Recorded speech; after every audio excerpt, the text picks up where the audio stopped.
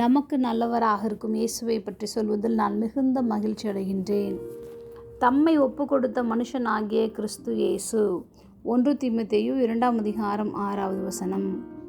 எல்லாரையும் மீட்கும் பொருளாக தம்மை ஒப்பு கொடுத்த மனுஷனாகிய கிறிஸ்து இயேசு அவரே. இதற்குரிய சாட்சி ஏற்ற காலங்களில் விளங்கி வருகிறது. தேவனாகிய கர்த்தர் நம்மீது மிகவும் அன்புள்ளவராக இருக்கின்றார். நம்மை விடுவிக்கும்படி தம்முடைய குமாரனாகிய இயேசுவை உலகத்திற்கு அனுப்பினார். அவர் மூலமாக தான் சத்தியத்தை அறிகிற அறிவை நாம் பெற்றுக்கொண்டுள்ளோம்.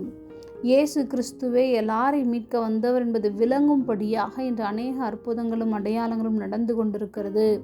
நாம் ஜெபிக்கும் போது தேசத்திலும் குடும்பத்திலும் தனிநபர் வாழ்க்கையிலும் காரியங்கள் மாறுதலாய் நடக்கின்றதை காண முடிகின்றது. வேதத்தில் சொல்லப்பட்ட ஒவ்வொரு காரியங்களும் நிறைவேறி கொண்டிருக்கிறது. அவரே உலக இரட்சகர் என்பதை அநேகர் ஏற்றுக்கொண்டு விசுவாசித்து மனம் திரும்பி அவரை பின்பற்றி தங்கள் வாழ்க்கையை அவருக்காக அர்ப்பணிக்கின்றனர்.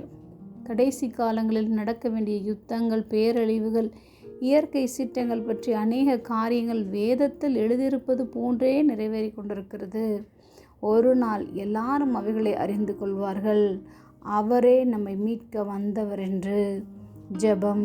அன்பின் பரம தகப்பனே, எப்பொழுதும் எங்களோடு கூட இருக்கிறவராகவே இருக்கிறவரே, எல்லாரையும் மீட்கும் பொருளாக உம்மை ஒப்பு கொடுத்தவர் நீர் என்று ஏற்ற காலங்களில் விளங்கி வருகிறதற்காக நாங்கள் நன்றி செலுத்துகிறோம்.